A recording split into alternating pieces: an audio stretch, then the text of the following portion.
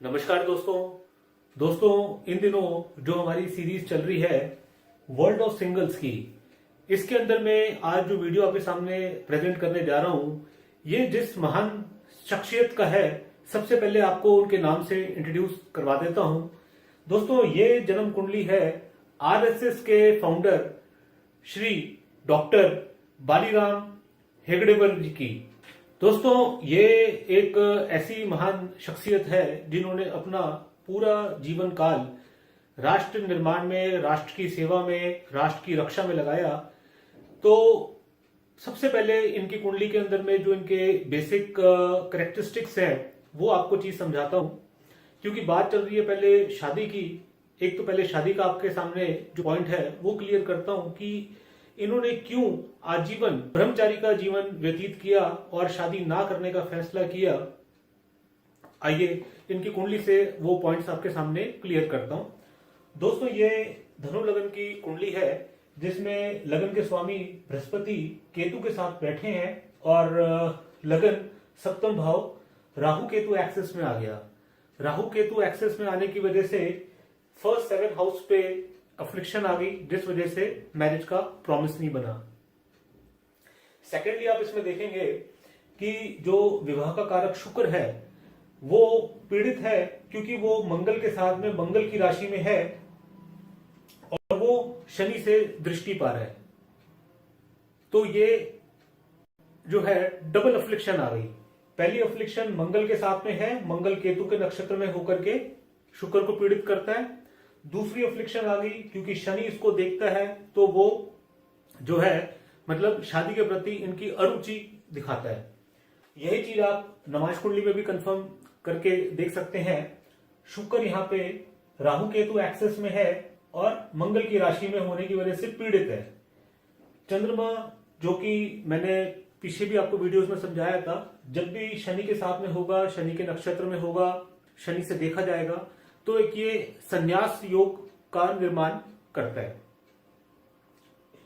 इस केस में आप देखेंगे नमाज में जो मंगल है वो भी क्योंकि शनि को दृष्टि दे रहा है, तो मन में इन्होंने ये ठान लिया था कि ये आजीवन शादी नहीं करेंगे। दोस्तों, अब इस महान शख्सियत की कुंडली के अंदर में बाकी क्या योग हैं ये भी देखने बहुत जरूरी है, क्योंकि ऐसे लोग जो होते हैं उनका लाइफ में एक मिशन होता है। वो अपने मिशन की तरफ आगे बढ़ते हैं और अपना पूरा योगदान, अपनी पूरी जीवन उसमें उसको पूरा करने में झोंक देते हैं। आइए दोस्तों, अब उस प्रॉमिस की बात भी करते हैं। यहाँ पे सबसे पहले बेसिक इनकी जो लाइफ की जो बैकग्राउंड है वहां से शुरुआत करते हैं। इनके जो पूर्वज थे वो हैदराबाद में निजामाबाद के रहने वाले थे, जो कि वहां के निजाम की कॉन्स्टिट्यूएंसी थी। उस करके क्योंकि ये वैदिक ब्राह्मण फैमिली से बिलोंग करते थे, तो इनके पूर्वजों को वहां के लोकल मुस्लिम धर्म के लोगों से बहुत परेशानियां उठानी पड़ी। इस कारण इन्होंने बाद में जो है माइग्रेट करके नागपुर आई है। इनका जन्म नागपुर का है। ये इनको मिलाकर के परिवार में ये टोटल 6 बहन भाई हैं, 3 बहनें और 3 भाई। इनके जो सबसे बड़े भाई हैं महादेव शास्त्री जी, पहलवान थे और शुरू से ही मतलब उनको अपनी फैमिली, अपनी कम्युनिटी, अपने समाज के लोगों की सेफ्टी, सिक्योरिटी पे वो हमेशा तवज्जो देते थे।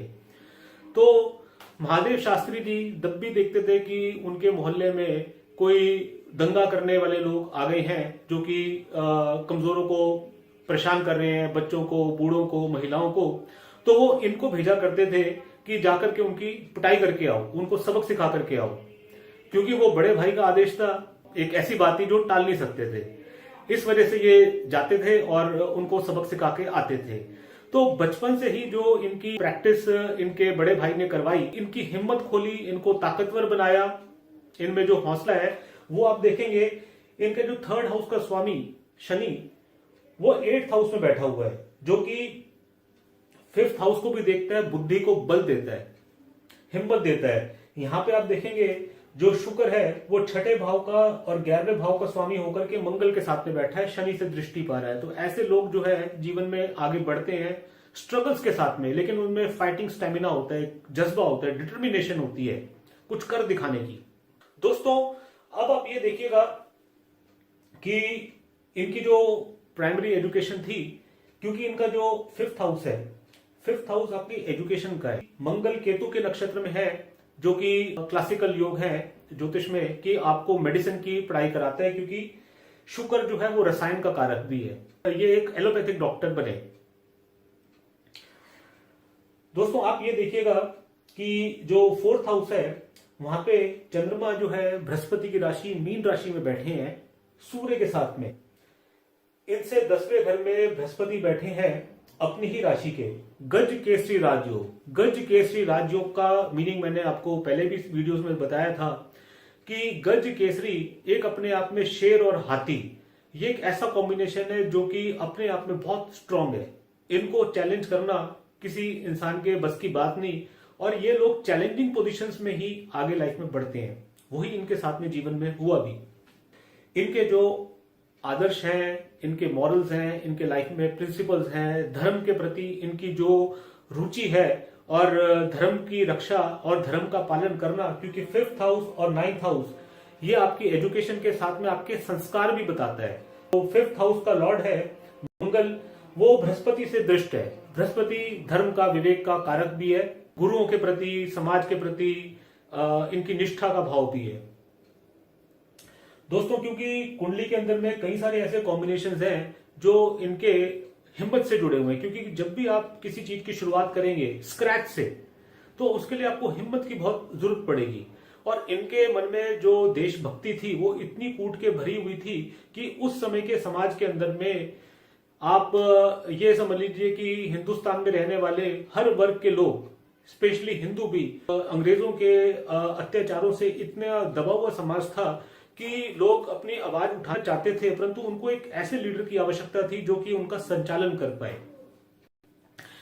ये चीज इनके अंदर में बचपन से ही थी कि जो है ये कभी भी अत्याचार के खिलाफ आवाज उठाएंगे और वापस हिट बैक करेंगे। वो कॉम्बिनेशन देखिए, 5th हाउस बुद्धि का है, 8th हाउस जो है सीक्रेट प्लान्स का है। तो बुद्धि जब सीक्रेट प्लानिंग के साथ में मिल जाएगी तो ऐसे लोग जो है अपने प्लान्स को बहुत सीक्रेसी के साथ में अकम्प्लिश कर लेते हैं, क्योंकि ये इसमें 6th लॉर्ड भी आ गया बुद्धि के साथ में। तो ऐसे लोग रिपल्शन भी करेंगे, यानी कि जब भी ऐसे लोगों के ऊपर में या अत्याचार होगा या ये ऐसे सर्कमस्टांसेस में रहेंगे तो ये वापस रिपल्स बैक करेंगे, रिप्लाई बैक करेंगे, जवाब देंगे उल्टा। यानी कि कभी भी कोई गलत बात होगी उसके खिलाफ चुप नहीं बैठेंगे। वही इनकी पर्सनैलिटी में था। जो 5th हाउस है, 8th हाउस है, ये आपका लॉजिक भी बताता है। स्ट्रॉन्ग लॉजिक था इनका लाइफ के अंदर में कि आप हिंदुस्तान में रह रहे हैं, हिंदुस्तानी है, फिर भी आप लोग जो है इतना अत्याचार बर्दाश्त कर रहे हैं, इतने दबे हुए हैं, अपनी आत्मरक्षा, अपनी आत्मसम्मान के लिए भी आप आवाज नहीं उठा पाते।